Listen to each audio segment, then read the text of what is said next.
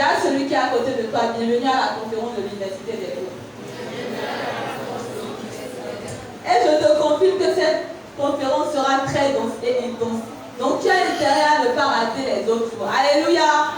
J'ai vu les mariés ce soir, les célibataires, les blessés de guerre, non, excusez-moi le thème. Les jeunes ce soir, les jeunes de distinction, les jeunes hommes et les femmes d'impact ce soir prêts à recevoir. Nous aurons 2 orateurs au cours de cette université de couple. Nous aurons la servante de l'Éternel, Dorcas, qui est évangéliste, qui est enseignante, qui est une femme très intense et elle a beaucoup à vous donner au cours de cette conférence. Alléluia. Et nous aurons la deuxième personnalité que vous connaissez. Est-ce que vous pouvez les acclamer? Avant de recevoir.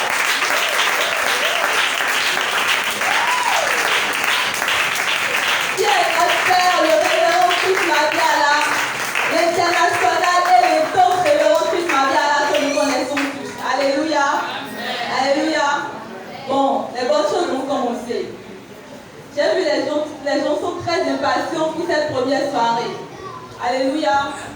Vous pouvez vous connecter en direct sur la page Facebook du CEBEC. À la fois, si vous avez la capacité de vous connecter et de suivre également l'enseignement, vous pouvez le faire et taguer tous vos amis sur Facebook, toutes les personnes que vous connaissez, pour les inviter à suivre la conférence. Alléluia. Donc, après cette conférence-là, il faut partager. Il faut partager pour faire du bien à quelqu'un. Et sans plus tarder, on vend aussi des livres ici. On a des livres, on a beaucoup de livres instructifs qui pourront vous aider. Donc, une séance égale à un livre vendu. Nous avons tendance à suivre des séminaires qui ne nous font pas du bien, des coachings bizarres où on crée la révolte en nous. Ce soir, tu vas recevoir des instructions qui vont t'introduire dans ta destinée et qui vont vraiment t'aider dans ta vie de couple. Alléluia. Les situations de mariage bancales vont se terminer ce soir dans le nom de Jésus. Les situations de mariage désorienté vont se terminer ce soir. Les karatékas vont terminer ce soir dans le nom de Jésus. Les pique-pots vont terminer ce soir dans le nom de Jésus. Et les vraies relations vont commencer ce soir dans le nom de Jésus. Et sans plus tarder, ce soir, nous allons recevoir pour cette première soirée le révérend Christ Mabiala qui va nous conduire dans un moment à ce qui va acclamer le nom de l'Éternel ce soir toute sa vie.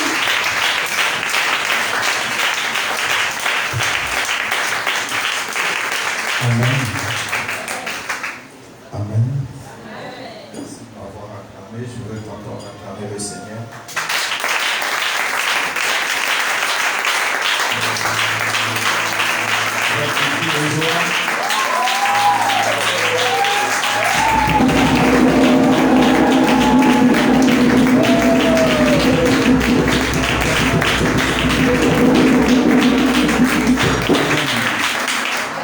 Amen. Amen.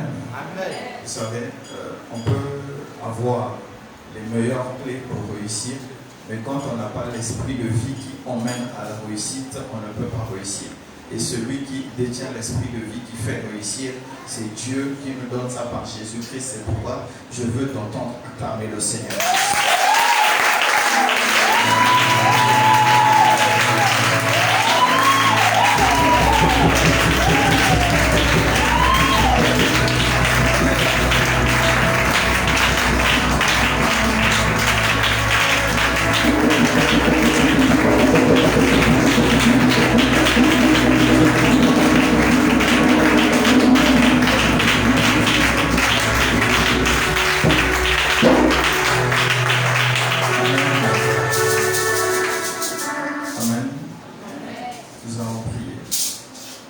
Éternel Dieu de grâce, Père, nous te disons merci pour cette grâce que tu nous accordes d'être en ces lieux, pour pouvoir écouter ta parole.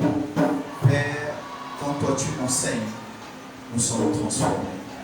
Quand toi tu donnes, nous sommes enrichis. Quand tu élèves, personne ne peut abaisser.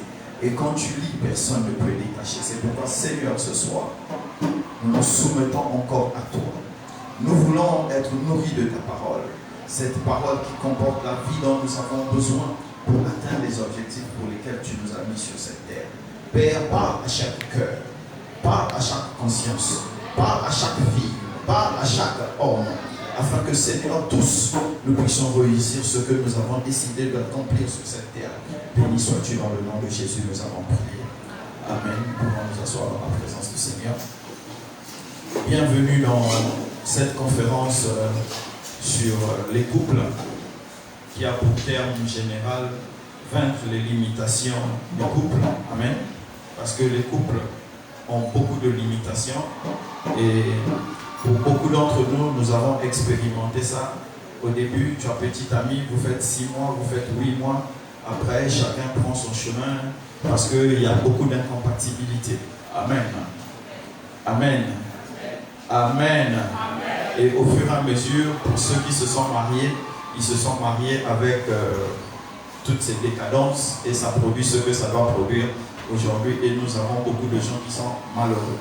Amen. Et le premier thème, j'ai la responsabilité juste d'introduire parce qu'il y a l'enseignante Dorcas qui sera là demain et après-demain, qui sera là pour continuer. Vraiment, et elle va venir avec des livres parce que j'ai vu, elle a sorti son dernier livre. Vraiment, je vous conseille. Bon, je n'ai pas demandé le prix. Ma tête était un peu ailleurs aujourd'hui, donc je suppose que ça ne va pas dépasser 2500. Et préparer l'argent pour acheter son livre. C'est un livre aussi sur le mariage. Moi, j'ai déjà préparé pour acheter 10. Donc, non, pas que je veux vous donner. Voilà. Donc, ça, c'est pour moi. Je vais aller donner ailleurs. Mais vous devez acheter, vous devez apprendre à donner. Amen. Amen. Amen. Amen. Qui est marié ici? Et ok, c'est bon. Ça diminue les tractations. Qui est fiancé ici?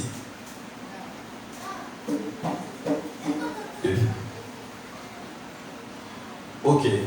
Bon, qui a une petite amie ou un petit ami? N'ayez pas honte. Je n'ai pas affaire à des bébés, non. Levez la main. Ah, tout le monde ici là. Non, avoir petit ami, c'est pas péché. Je sais qu'il y a des choses qu'on raconte aux gens.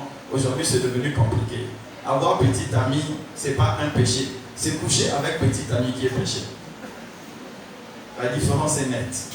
Donc, maintenant, qui a un petit ami ici? Ah, bon, ok. Donc, je comprends que tout le monde ici est en préparation pour trouver l'homme idéal. Ok. Que le nom du Seigneur soit glorifié. Mais comme vous ne voulez pas lever les mains, amen. C'est une bonne chose comme vous êtes en pleine préparation, comme la majorité en pleine préparation. Le thème de ce soir, c'est être heureux tout seul pour rendre l'autre heureux. Amen. Être heureux tout seul pour rendre l'autre heureux. En fait, il y a des choses qu'on ne devait même pas expliquer. Mais comme Paul dit, nous sommes devenus trop longs à comprendre que nous sommes obligés d'expliquer ce qui n'avait plus besoin d'être expliqué. En fait, comprenez ceci. Amen. Quand toute ta vie, je suppose que tu vas te marier à 22 ans, 23 ans ou 25 ans. Donc, depuis que tu es né, jusqu'au jour de ton mariage, tu as développé de mauvaises habitudes. Ce n'est pas en entrant dans le mariage que tes mauvaises habitudes vont changer. Amen. Amen. Oui, je sais que quand vous voyez la robe de mariée avec les filles qui vont tenir ça derrière, le gars il est en costume, après on lui a fait un make-up, vous avez l'impression que vous faites une transition. Oui, vous faites une transition pour porter la bague comme moi, mais votre comportement reste le même. Vous êtes toujours la même personne. C'est juste que vous êtes allé devant le maire pour signer un papier. Et devant le pasteur pour dire oui, on a envie de vivre ensemble.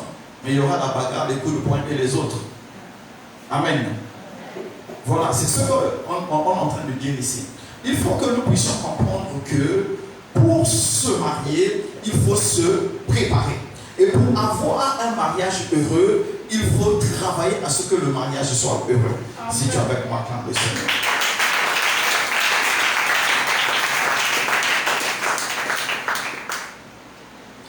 Être heureux tout seul pour rendre l'autre heureux. Vous savez, si toi-même tu ne connais pas le bonheur, tu ne peux pas donner à l'autre le bonheur. Si toi-même tu n'as rien, qu'est-ce que tu vas donner à l'autre?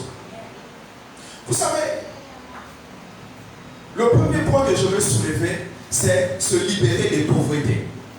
Ne vous en faites pas, je n'ai même pas besoin d'écrire, ce n'est pas la Bible, là c'est pas la Bible, là on se parle face à face. Amen. Il faut se libérer des pauvretés. Amen. Et le problème majeur des Africains, c'est la pauvreté. Et il y a des gens qui commencent à penser que je parle de la pauvreté dans le portefeuille. Non, je ne parle pas de la pauvreté dans le portefeuille, mais je suis en train de parler des pauvretés. Amen. Je vais vous citer les pauvretés dont je vais parler ce soir. Amen. Amen. Il faut se défaire, il faut se libérer des pauvretés. Pourquoi il faut se libérer des pauvretés? Amen. Apparemment, ceux qui entrent sont plus intéressants que moi qui parle. Ah, c'est sérieux, hein? Ok, acclame le Seigneur.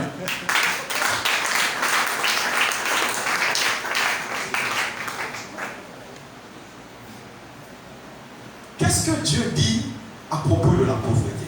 Allons dans le livre de Proverbes 13.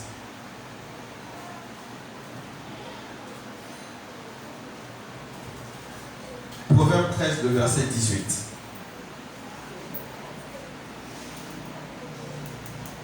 Proverbe 13, verset 18.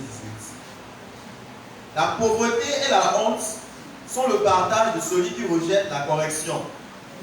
Mais celui qui, à égard à la réprimande, est honoré. Amen. La pauvreté et la honte viennent sur la vie de celui qui ne veut pas être corrigé. Amen. Amen. Donc, quand vous allez voir une personne pauvre, ça veut dire que cette personne-là a raté une leçon quelque part.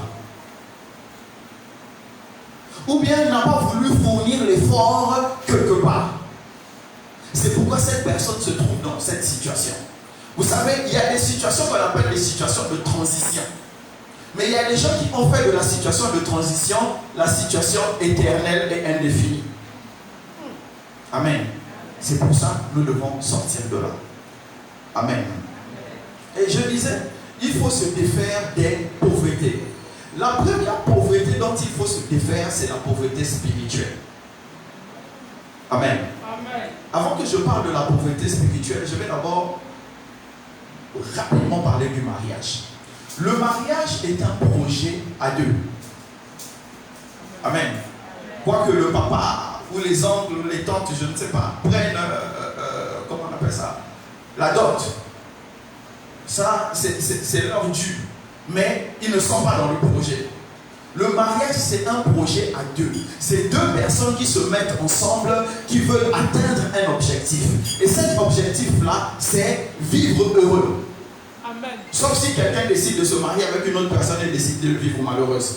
Ça, sauf si c'est qu'il y a quelque chose qui ne va pas dans la tête. Sinon, quand on décide de vivre avec l'autre, on décide d'être heureux avec l'autre. Amen.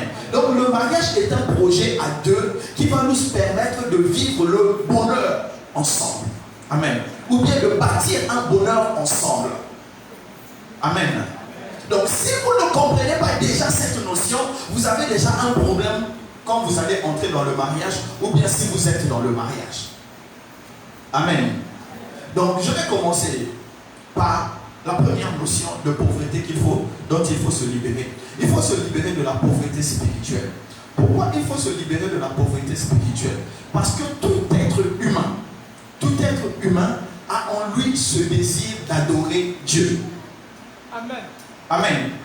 On n'apprend pas quelqu'un à adorer Dieu, c'est impossible. On ne peut pas t'apprendre à adorer Dieu. C'est comme quand vous prenez un bébé qui vient de naître, quand sa maman prend le sein et met dans sa bouche, on n'enseigne pas à l'enfant tire comme ça, et tu vas. Non.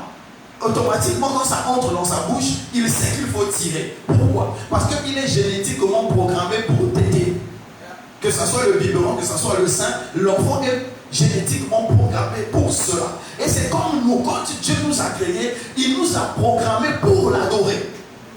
Donc même quand quelqu'un dit je suis athée, je ne crois pas en Dieu, ça c'est des blabla. Il dit, souvent la plupart à la fin, ils disent je sais que Dieu existe.